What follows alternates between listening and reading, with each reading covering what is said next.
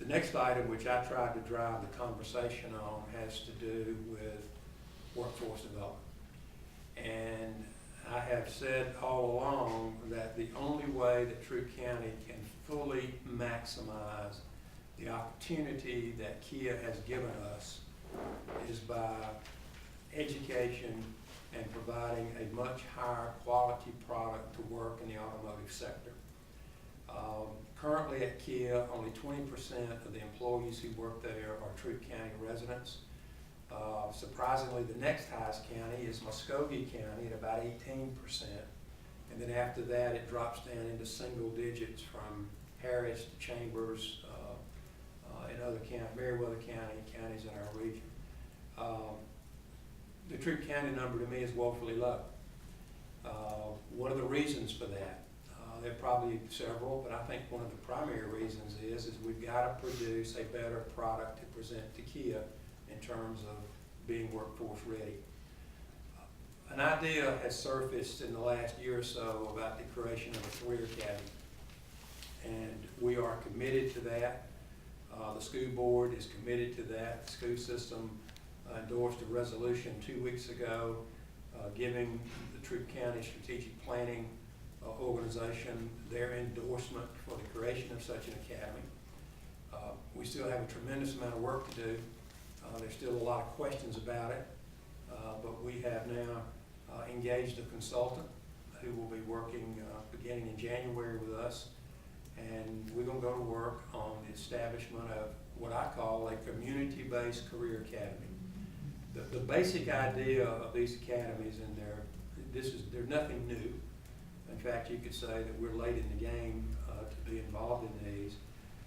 It basically is a mindset change about public education. It's basically saying that a percentage of our students are not college bound. And they could not be college bound for two reasons. They might not have the mental aptitude, but in many, many cases, they just don't have the desire. It's not a question of intelligence, it's a question of that's not what they want to do with their life. They want to go to work. They want to be an auto mechanic, they want to be a hydraulics engineer, they want to be a plumber, they want to be a welder, whatever the case may be. And our current system puts so much pressure on kids at a young age to go to college.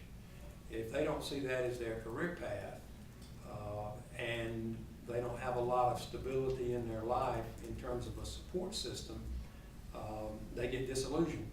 And when they get disillusioned, they drop out. And when they drop out, they wind up downstairs. And so that's kind of this vicious cycle that we find ourselves in. The state of Georgia 2 days ago published the first, state of Georgia didn't publish, it was published nationally, the first graduation rate analysis by state using the new cohort system, which is supposed to be the first measurement so that we can adequately compare state to state. The state of Georgia ranked 48th in the nation, followed not behind who we normally have been ahead of. The two states that were worse than us are the states of Nevada and the states of New Mexico. We've now been passed by the state of Alabama. We've been passed by the state of Mississippi. The state of Tennessee has a relatively healthy average, and even South Carolina is ahead of us as well.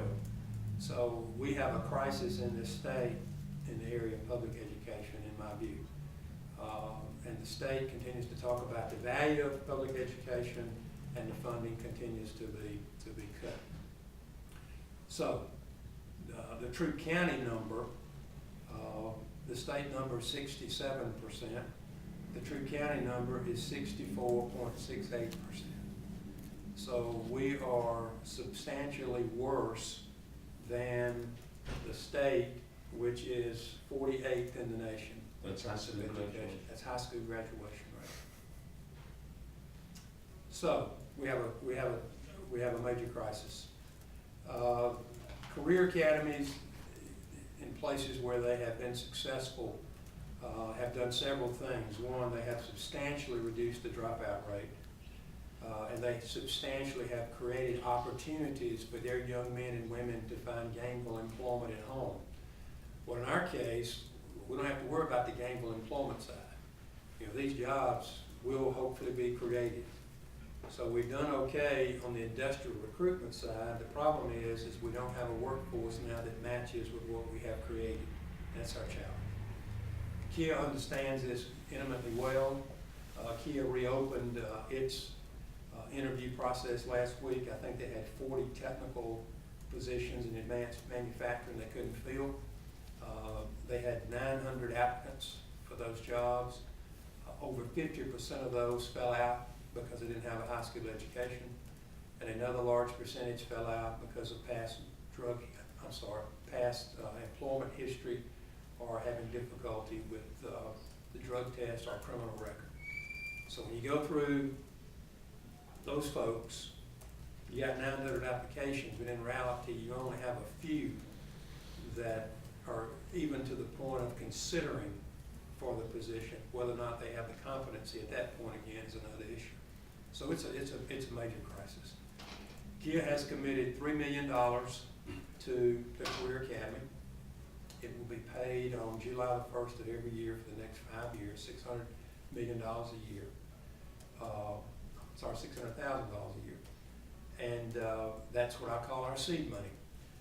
There are other people that we will be working to engage in this endeavor, from foundations to government grants to individuals to other industries. So we got a lot of work to do there. The main piece of work, however, is for us to build and design a career academy that meets the needs of Troup County. And the way we're going about that is we have hired a consultant, and the first body of work for him is to do an assessment. And this assessment will involve industry, it will involve parents, it will involve educators, and it will involve children. And out of that assessment, we then will determine what are the specific needs here from industry's perspective, and what are young people now looking for in terms of educational opportunities. So when we finish that assessment, we'll then build the curriculum. And while we're doing that work, we're looking at and thinking about possible locations for this academy. And the way it would work is let's say that you're a student at LaGrange High School. You would take some of your courses there, and then you would go to this career academy to take your advanced manufacturing classes. It will not be a school in terms of, it won't have its own logo and its own athletic program or anything of that nature. This is where you go for advanced education. And then your home high school will remain as it is today, your home high school. So a lot of work to do there. And right now, it's nothing more than an idea, but it's gaining traction every day. And I think with these numbers that were reported by the state yesterday and our numbers, it just speaks again to the tremendous need that we have to do something about the quality of education in Troup County. Is there any kind of time frame on how long that will The big hurdle for us, a date that is critical, and I'm sure we'll need it. August 1st of next year is the date when you have to apply for a major grant through the state of Georgia. And it's a $3.5 million grant. And by the time we supply that grant, we've got to have all this work that I mentioned earlier done. Because we have to apply, this would be a charter school. In the state of Georgia, career academies are required to be charter schools. We must have that charter written. We must have our curriculum developed. We must have our game plan in place of where's the school going to be, how's it going to interface with our high school systems, what's the reporting of the school into the school system. All that work has to be done by that date. So Tommy, hopefully by August 1st of next year, we will have designed what Troup County has told us, its industry, its citizens, its educators, and its young people. Here's what we need in terms of public education from a career academy perspective. So we got a lot of work to do between now and that date, but we're confident that we can get it done by then. And also, we got to find access to a lot of money, because as you well know, our school system is in no position to financially contribute to this other than, which they've agreed to do, working in concert with whatever we're trying to do here. Let's go back to the school system for just a second on the abatement.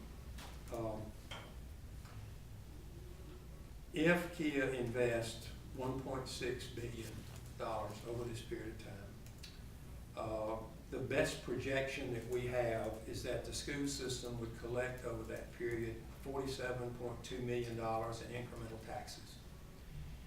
Now, the reason I say that's an estimate, it goes back to what I said earlier. Kia may or may not invest all this money. We don't know exactly when, and we don't know exactly where. So it's hard to develop with any sense of accuracy what that number would be by year. But that's the best estimate we have. And that will basically be newfound money for the school system, because this investment will not cause an explosion of new students. It won't require for a new high school to be built, if you will. We estimate that the suppliers that will be seriously looking at our area is somewhere between 1,000 and 1,200 new jobs. And where they will be located and when they will be here, that's the unanswerable question at this point. But by Kia being able to invest in them with substantially reduced cost of capital because of the inducement, it is our firm belief that this will put Troup County in a much, much more competitive position with our neighbors relative to landing these jobs here.